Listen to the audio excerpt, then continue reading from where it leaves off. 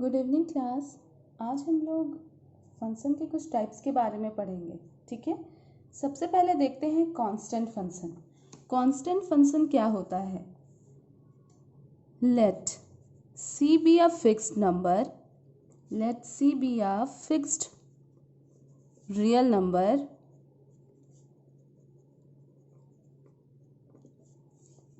then the function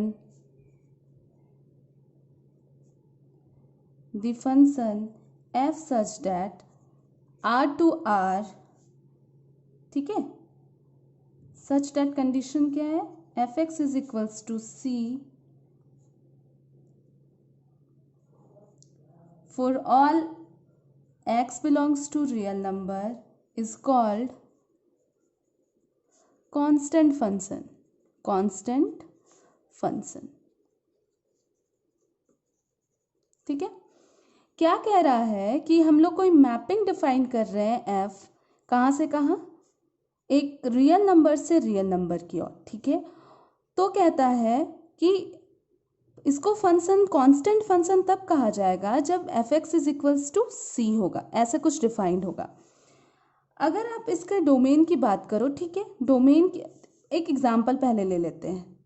f x is equals to 2, ठीक है, F X is equals to 3, एक fixed real number कह रहा है कि आप कोई भी नंबर ले लोगे वो हमेशा कितना होगा, वो हमेशा 2 ही रहेगा, या फिर आप x का कुछ भी वैल्यू ले लोगे वो हमेशा क्या रहेगा, 3 ही रहेगा, ठीक है। तो अगर हम लोग इसकी डोमेन की बात करेंगे तो आप बताओ डोमेन कितना होगा? डोमेन होगा, आप फ्री हो चूज करने के लिए कोई भी नंबर, आप 1 डालोगे x की वैल्यू तो भी आपको 2 मिलेगी, 2 डालोगे तो भी 2 मिलेगी, 3 डालोगे तो भी 2 मिलेगी, 4 डालोगे तो भी 2 मिलेगी। तो यहाँ पे जो हम लोग डोमेन लेने के लिए क्या है, पूरा फ्री है, तो डोमेन पूरा क्या हो जाएगा, रियल नंबर हो जाएगा। लेकिन जो इसका रेंज आएगा, आप बताओ इसका रेंज कितना आएगा? आप देखोगे कि हमेशा आपको वही फिक्स्ड नंबर मिल रहा है ना। कल हमने डिस्कस किया था ना कि जो हमें रिजल्ट के रूप में जो मैपिंग इमेजेस मिलते हैं, रिजल्ट मिलते हैं, कुछ पुट करने से, कुछ सब्स्टिट्यूट करने से जो हमें आंसर के रूप में मिलता है, उसे ही हम लोग रेंज के रूप में जानते हैं। तो यहाँ पे जब आप 2 की जगह 2 डालोगे, 2 यहाँ पे जब आप लोग x की जगह पे कुछ डालोगे तो हमेशा आपको क्या मिल रहा है, 2 मिल रहा है, या फिर x के यहाँ पे कुछ डालोगे तो हमेशा आपको क्या मिलेगा, 3 ही मिलेगा। इस कंडीशन में हम लोग क्या बोलेंगे, इसका रेंज वही फिक्स्ड नंबर हो जाएगा, जो कि हमने क्या मानकर चला हुआ है, c, ठीक है। अगर इसके ग्राफ की बात करें, ठीक है, अगर इसके ग्राफ की बात करें तो इसका ग्राफ कैसे बनेगा?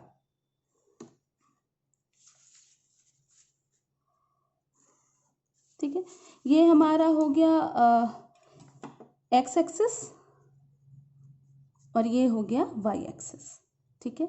मान लेते हैं इसी function F X is equals to 2 के लिए लेके चले, तो जब आप सब्सटीट्यूट करोगे, वैल्यू सब्सटीट्यूट करोगे तो कैसा होगा बताओ? जब आप x इज इक्वल्स टू 2 डालोगे तो भी आपको एफ एक्स क्या मिलेगा, F X is equals to 2 मिलेगा, ठीक है। इस तरीके से देखते हैं, जब -1 डालोगे तो भी 2 मिलेगा, जब 0 डालोगे तो भी 2 मिलेगा, जब आप 1 डालोगे तो भी 2 मिलेगा, 2 डालोगे तो भी 2 मिलेगा। इस तरीके से जब हम देख रहे हैं तो अगर यहाँ पे हम लोग अपना कोऑर्डिनेट बनाते हैं तो कैसा होगा? जब यहाँ पे आप कोऑर्डिनेट बनाओगे तो 0 पे आपका क्या हो जा रहा है, 2 मिल रहा है, मान लेते हैं हमारा 2 यहाँ पे, ठीक है। अब जब आप 1 डाल रहे हो तो कहाँ मिलेगा, यहीं पे मिलेगा। 2 डालोगे तो भी यहाँ पे कोऑर्डिनेट इसकी क्या हो जाएगी, 2 डालोगे, 1 डालोगे तो कितना, 1 2, 2 डालोगे तो भी 1 2 2, ठीक है, इस तरीके से मिलेगा। और जब -1 डालोगे तो इधर, मतलब ये पैरेलल हो जाएगा किसके, पैरेलल हो जाएगा आपके वाई एक्सिस के, सॉरी एक्स एक्सिस के, ठीक है। किसके पैरेलल हो जाएगा, एक्स एक्सिस के। आगे हम लोग नेक्स्ट फंक्शन की ओर चलते हैं। नेक्स्ट फंक्शन है हमारा identity function, identity function.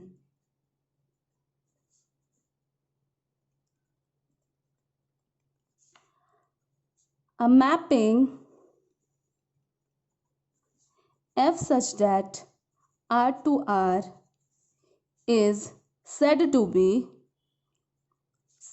be identity function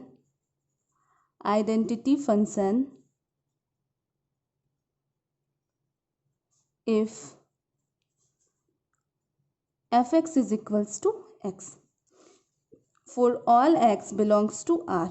ठीक है, यहाँ पे क्या देख रहे हो, यहाँ पे आप लोग देख रहे हो कि आपका जो डिफाइन किया गया है फंक्शन, वो कैसे डिफाइन किया गया है कि जब भी आप अपने डोमेन से कोई एक्स कंसीडर करोगे, हमेशा जब उस पर फंक्शन ऑपरेट होगा, फंक्शन उस पर अप्लाई फंक्शन लगेगा, तो वो क्या देगा आपको, एक सेम टू सेम खुद को देगा। ठीक है, तो यहाँ पे कहने का मतलब हो गया कि अगर आप x की वैल्यू -2 लोगे तो आपको f-2 कितना मिलेगा, f-2 आपको -2 मिलेगा।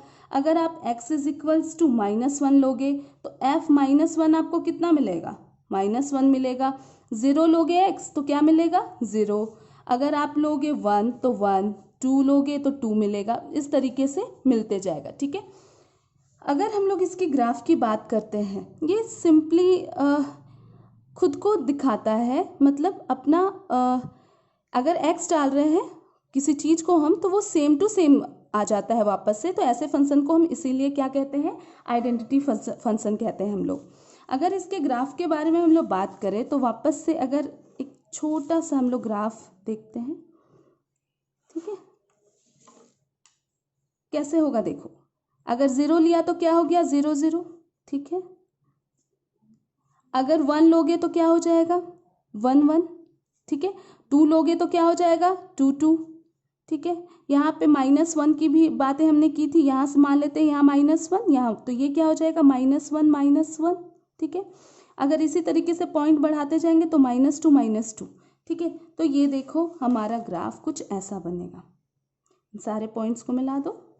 ठीक है, आपका ग्राफ कुछ ऐसा बनेगा।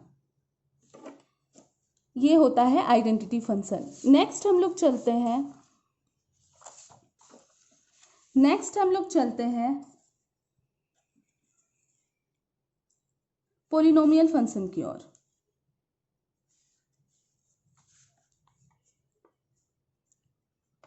पॉलिनोमियल फंक्शन,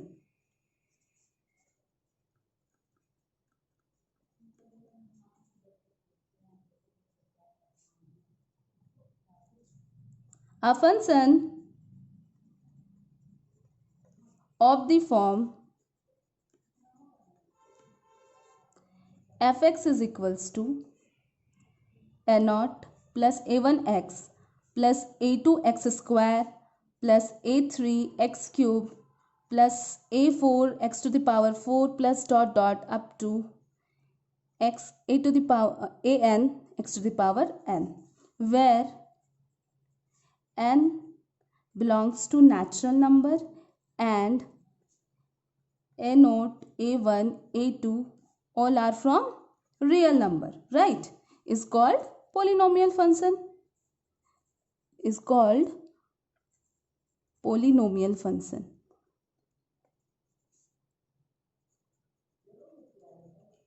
एक सेकेंड, पीछे वाले आइडेंटिटी फंक्शन के लिए हम लोगों ने डोमेन और रेंज की बात की ही नहीं। कोई बताएगा इसका डोमेन और रेंज क्या होगा, जल्दी से।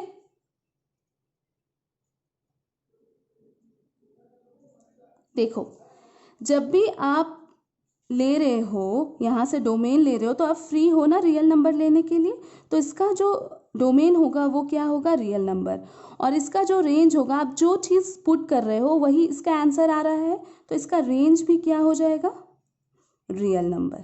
ठीक है, नेक्स्ट था हमारा पॉलिनोमियल फंक्शन। पॉलिनोमियल फंक्शन होता है function of the form f(x) is equals to a0 plus a1x plus a2x square plus a3x cube, ठीक है, plus dot dot up to n x to the power n। n क्या होगा, ये जो n है वो कौन होगा, नेचुरल नंबर, और ये जो सारे आपके कॉफिशिएंट है वो सारे क्या होंगे, रियल नंबर पे बिलोंग करेंगे। ठीक है, अगर इसकी रेंज की बात करें, डोमेन की बात करें, चूंकि ये पॉलिनोमियल फंक्शन है, आप एग्जाम्पल के तौर पे ले सकते हो f(x) is equals to X square. F X is equals to X cube, या फिर कुछ और, F X is equals to X cube minus 4x² plus 5। ठीक है, ये सारे आपके क्या कहलाएंगे, पोलिनोमियल फंक्शन।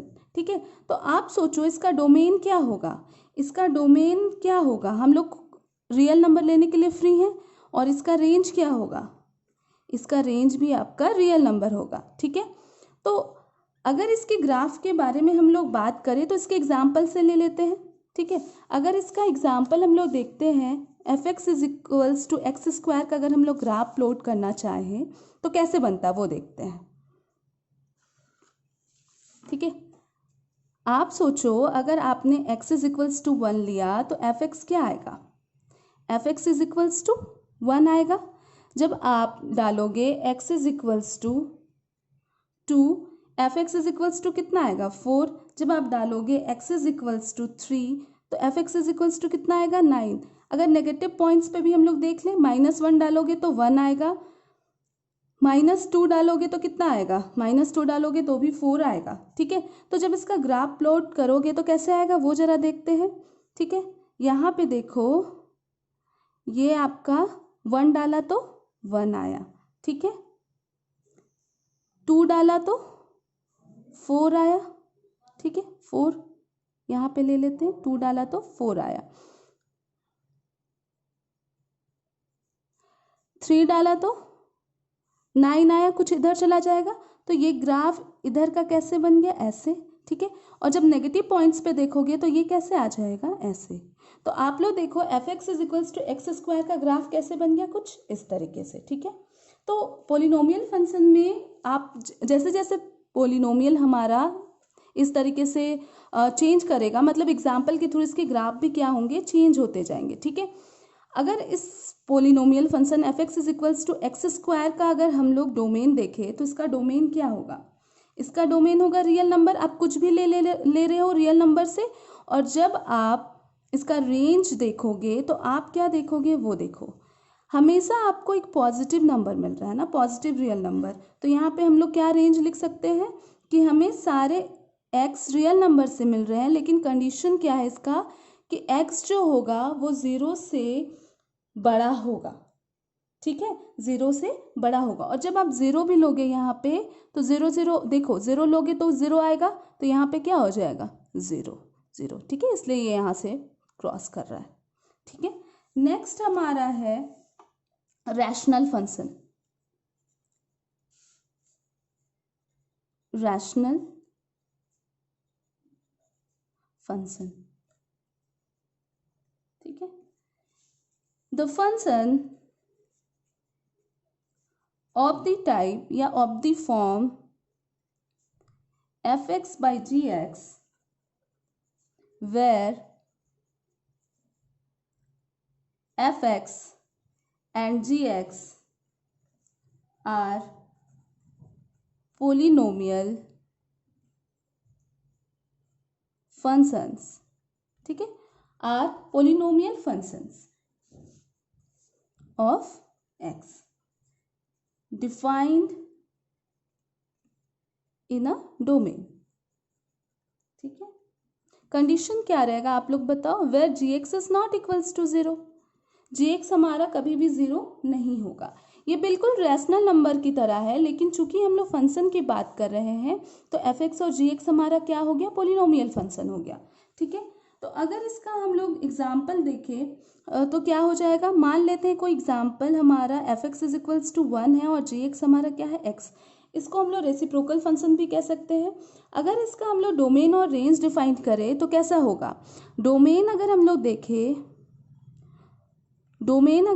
देखें तो क्या हो जाएगा, डोमेन आप x को कभी 0 नहीं ले सकते, तो आप ऑल रियल नंबर ले सकते हो 0 को छोड़कर। ठीक है, और जब आप रेंज लोगे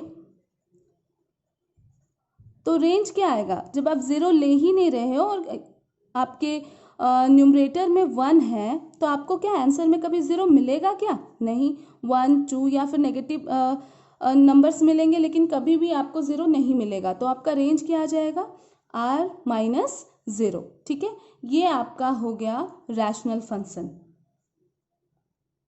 ये हमारा रेशनल फंक्शन हो गया।